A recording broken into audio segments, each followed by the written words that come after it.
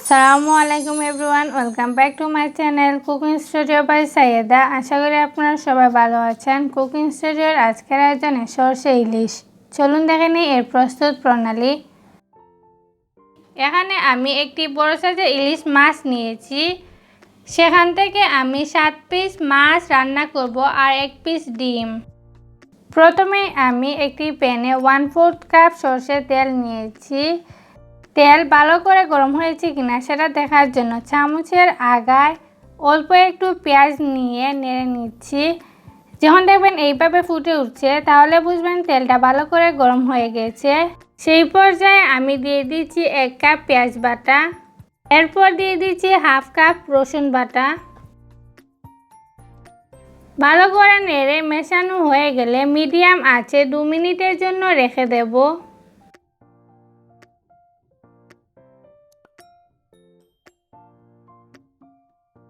2 minute পর দিয়ে দিচ্ছি 1 চা চামচ লবণ।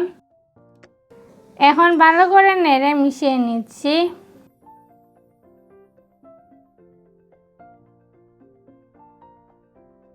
মেশানো হয়ে গেলে দিয়ে দিচ্ছি 1 টেবিল চামচ মরিচ গুঁড়ো, দিয়ে দিচ্ছি 1/2 চা চামচ হলুদ গুঁড়ো আর দিয়ে দিচ্ছি 1/2 টেবিল চামচ ধনে গুঁড়ো। এখন ভালো করে নেড়ে মিশিয়ে নিচ্ছি। ভালো করে মেশানো হয়ে গেলে মিডিয়াম আঁচে 3 মিনিটের জন্য ঢাকনা দিয়ে রেখে দেব। 3 মিনিট পর ঢাকনা খুলে নিচ্ছি। পেঁয়াজ অনেকটা শুকিয়ে এসেছে। এখন একটু নেড়ে 3 কাপ পানি দিয়ে দিচ্ছি। প্রথমে 1 কাপ পানি দিয়ে মশলার সাথে ভালো করে পানি মিশিয়ে নিচ্ছি। মেশানো হয়ে গেলে এরপর দিয়ে দিচ্ছি আরও 2 কাপ পানি। এখন ভালো করে নেড়ে মিশিয়ে নিচ্ছি। ভালো করে মেশানো হয়ে গেলে এরপর দিয়ে দিচ্ছি খোসা ছাড়ানো 2টি আস্ত রসুন। ইলিশ মাছ রান্না করতে একটু বেশি রসুনের প্রয়োজন হয়। আস্ত রসুন আপনারা চাইলে স্কিপ করতে পারেন। আমার সরষে ইলিশে আস্ত রসুন খেতে ভালো লাগে। কিছুটা নেড়ে ঢাকনা দিয়ে রেখে দেব 3 মিনিটের জন্য মিডিয়াম আঁচে। 3 মিনিট পর ঢাকনা খুলে অল্প নেড়ে নিচ্ছি। নেড়ে নেওয়ার পর দিয়ে দিচ্ছি সবগুলো ইলিশ মাছের পিস। সবগুলো মাছ দেওয়ার পর এরপর দিয়ে দিচ্ছি সরষে বাটা। 1/4 কাপ গোটা সরষে নিয়ে 1/2 কাপ পানি দিয়ে ভালো করে ব্লেন্ড করে নিয়েছি।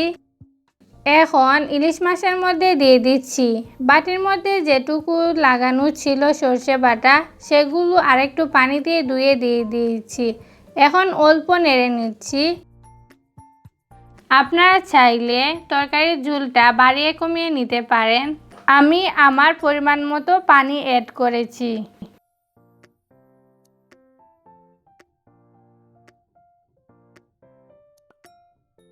হাই হিটে ঢাকনা দিয়ে রেখে দেব 10 মিনিট।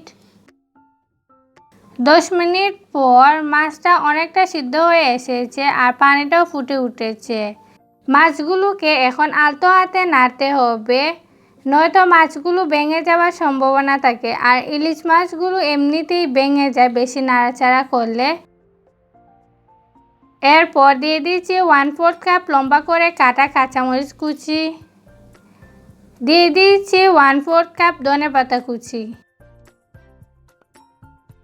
এখন মিডিয়াম আঁচে 2 মিনিটের জন্য ঢাকনা দিয়ে রেখে দেব। 2 মিনিট পর ঢাকনা খুলে দিয়ে দিচ্ছি 1 চা চামচ লবণ। লবণ দিয়ে মিডিয়াম আঁচে ঢাকনা দিয়ে রেখে দেব 1 মিনিট। 1 মিনিট পর ঢাকনা খুলে নিচ্ছি আর ইলিশ মাছটাও রান্না হয়ে গেছে। এখন সার্ভিং প্লেটে সার্ভ করে নিচ্ছি। এখন অনেকটা কেয়ারফুলি ভাবে মাছটা তুলতে হবে যাতে ভেঙে না যায়। ইলিশ মাছ অনেক সফট থাকে, সেজন্য একটুতেই ভেঙে যায়। তৈরি হয়ে গেল আমার সরষে ইলিশ। ইলিশ তো অনেকভাবেই রান্না করা যায়। ইলিশের সাথে সরষে ইলিশটা যেন কীরকমভাবে যোগ হয়ে গিয়েছে। সরষে ইলিশটা খেতে অনেক ভালো লাগে। এখন আমি আপনাদেরকে একটা মাছ কেটে দেখাচ্ছি মাছের ভিতরটা কীরকম হয়েছে। ইলিশ মাছ রান্না করতে তেমন বেশি সময় লাগে না, অল্পতেই রান্না হয়ে যায়। মাছটা খুব ভালোভাবেই রান্না হয়ে গিয়েছে। এখন আমি আপনাদেরকে ইলিশ মাছের ডিমটা কেটে দেখাচ্ছি। ইলিশ মাছের ডিমটাও খুব ভালোভাবে রান্না হয়েছে। চেষ্টা করেছি সরষে ইলিশটা আপনাদের সাথে খুব সহজভাবে তৈরি করে দেখানোর জন্য। গরম ভাতের সাথে সরষে ইলিশের কোনো তুলনাই হয় না, পোলাওয়ের সাথেও খেতে ভালো লাগে। আশা করি এই রেসিপিটা আপনারা ট্রাই করবেন। বাসার সবার কেমন লেগেছে আমার সাথে শেয়ার করবেন। যারা এখনও আমার চ্যানেলটি সাবস্ক্রাইব করেনি তারা আমার চ্যানেলটি সাবস্ক্রাইব করে পাশে থাকবেন। সবার আগে আমার ভিডিও নোটিফিকেশন পাওয়ার জন্য অবশ্যই আমার চ্যানেলটি সাবস্ক্রাইব করবেন। সবাই ভালো থাকবেন, সুস্থ থাকবেন। আল্লাহ হাফিজ।